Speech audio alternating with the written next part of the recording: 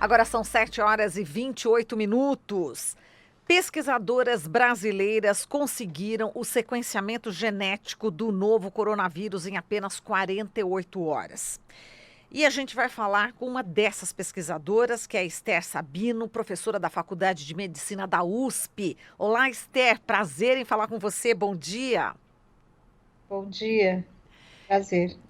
Esther, conta pra gente sobre esse feito, né, de mulheres pesquisadoras da Universidade de São Paulo. Queria que você falasse para a gente como é que foi conseguido esse resultado de forma tão rápida, né? Em 48 horas. A gente sabe também que outros países demoram dias, né, para conseguir esse sequenciamento. Conta para a gente.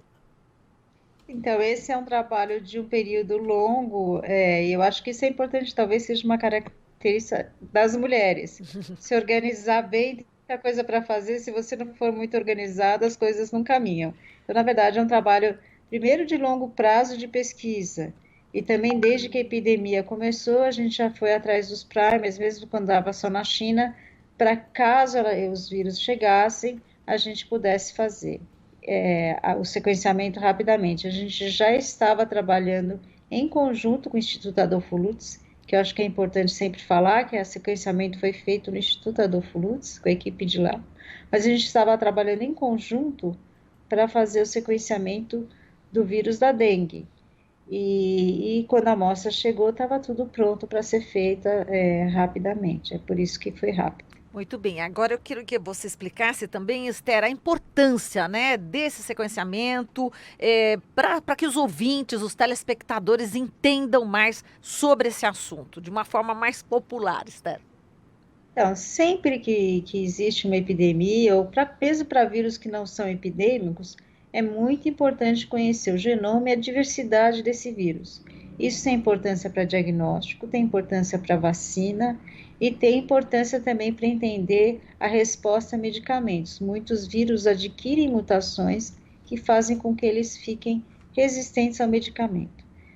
Por que é importante sequenciar rapidamente em tempo real? Isso é outra questão. Na verdade, isso é se você tem essa capacidade, pode às vezes ajudar em momentos críticos a entender a vigilância e como trabalhar na resposta à epidemia. Então, por isso que a gente tem feito esse trabalho, que a gente queria fazer com dengue, para entender melhor e ver se a gente consegue melhorar a forma da resposta à dengue, ele também pode servir para o coronavírus. Ainda uma das primeiras epidemias que isso está conseguindo se fazer tão rapidamente. Mesmo o pessoal falando há 15 dias fora, isso também é muito rápido em relação às epidemias anteriores. Mas Perfeito. um prazo de 48 horas é um bom prazo para vigilância e foi muito interessante a gente conseguir fazer isso. Muito bem. E eu queria saber quais os recursos, né, que vocês utilizaram para conseguir esse sequenciamento. Eu estava lendo um pouco a respeito e parece que existe aí, enfim, houve um barateamento também de equipamento. Eu queria que você falasse também sobre essa questão. Então, o projeto tem o apoio da FAPESP e do Medical Research Center do Reino Unido. Então, é uma coparticipação de grupos ingleses e brasileiros. A ciência é feita com pequenas modificações. E aqui, no caso, que a gente trabalhou é com uma tecnologia que existe na Inglaterra e fomos modificando pequenas coisas para poder juntar amostras e baratear o custo em uma corrida. Então, é lógico, se você coloca uma amostra para correr, ela dá um valor, custa aquilo. Se você pode dividir isso por 20, colocando 20 amostras, o custo diminui muito. E o que a gente fez é modificar pequenas coisas para conseguir chegar a incluir um número maior de amostras e reutilizar alguns componentes do processo para poder diminuir o custo.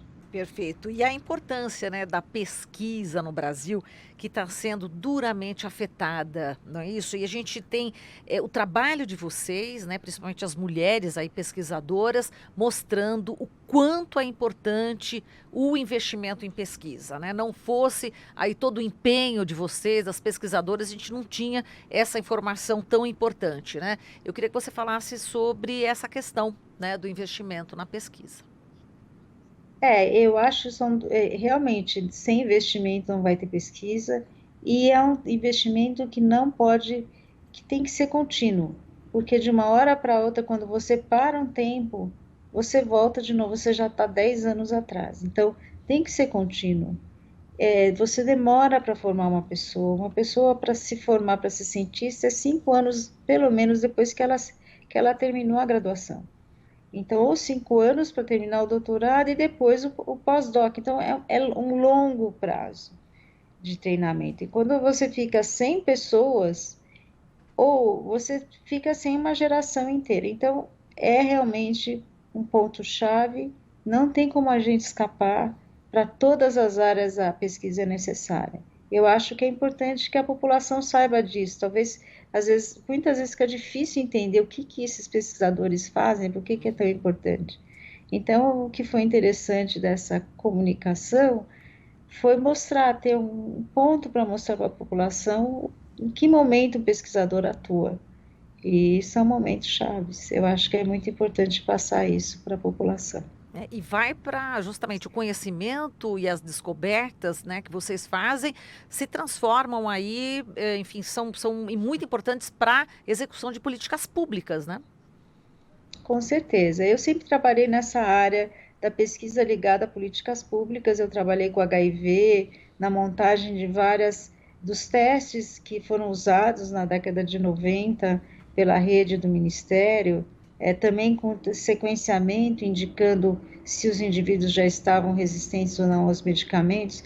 Eu gosto muito dessa área de tradução para o serviço público. Eu sou médica e acho isso uma área muito interessante, mas tem em todas as áreas e também de aplicação para a área privada também. Então, é bom para todo mundo e é uma área que não pode ser restringida. É realmente muito importante. Vai Exato. ter efeito a longo prazo. Muito bem. E nesse momento em que a gente vê um ataque, né, do governo atual em relação às universidades, em relação aos professores, a gente teve a CPI das universidades na Assembleia Legislativa de São Paulo, onde até um parlamentar chegou a perguntar, né, mas o médico faz pesquisa, né? Não sei se você soube, né, dessa história, quer dizer, a falta, né, de informação, a falta enfim, de conhecimento em relação da importância, né, da medicina, dos pesquisadores, é brutal, né? Como é que você também vê esse quadro, infelizmente, Esther?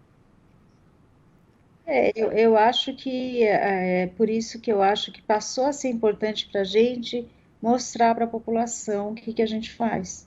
Na verdade, essa consciência do que aconteceu, em parte trouxe de volta à universidade o questionamento. Nós estamos realmente falando com o público direito? Nós estamos passando o que a gente faz?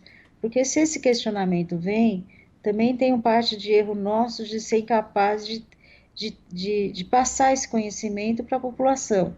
Então, em geral, pessoas como eu, nós somos muito introspectivos. Eu gostaria de ficar Sim. só lá na minha salinha fazendo a pesquisa, mas a gente vai ter que criar um esforço e modificar esse tipo e considerar o que eu estou fazendo agora como parte do meu trabalho, ou seja, popularizar a ciência, as pessoas precisam saber o que a gente está fazendo e isso é muito importante.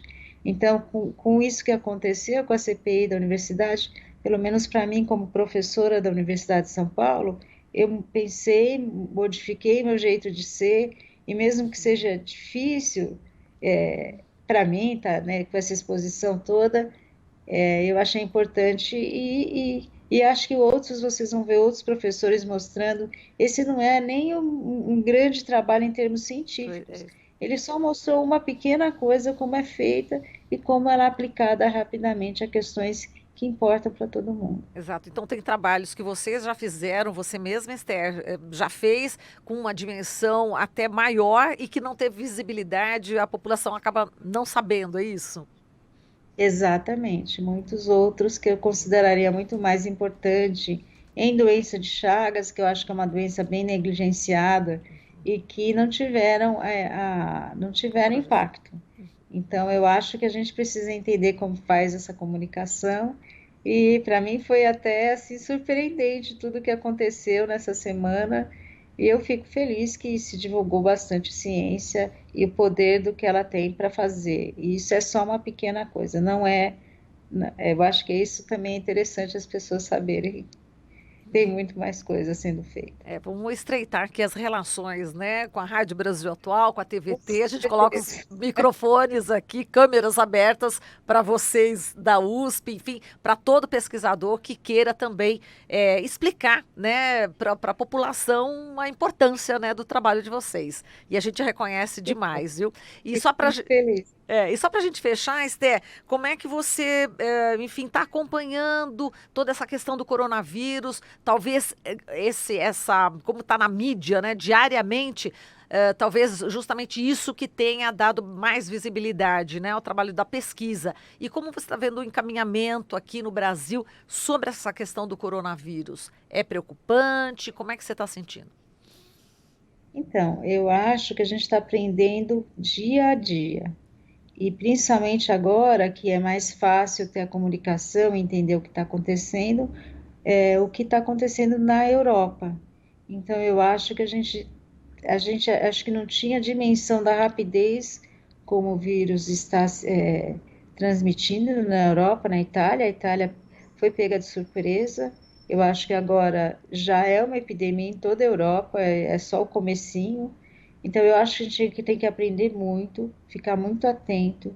É, vão ter explicações divergentes no longo do tempo, exatamente porque as pessoas não sabem ainda não é que você faz um plano, mas aí depois você aprende outra coisa e tem que mudar o plano. Então que as pessoas fiquem calmas, mas conversem, estejam atentas, não façam, sigam as orientações em cada momento, porque o pior vai ser o pânico. Então a gente vai precisar saber conversar com quem está orientando, ver as orientações do Ministério, das Secretarias da Saúde, para ver a melhor forma da gente responder essa epidemia. É assim que eu vejo. Para todo mundo isso é novidade, inclusive para quem está dando as orientações. Então a gente tem que ir sabendo que pode ser que um dia falem uma coisa, que depois vejam, olha, a situação não está tão boa, precisa fazer mais isso, mais isso. Então, muitas vezes as pessoas perguntam, você acha que tem que fechar a escola? Na verdade, eu sou uma pesquisadora da área mais de biologia molecular. Tem pessoas olhando, pode ser que em um momento não precise fechar a escola, pode ser que em um momento precise.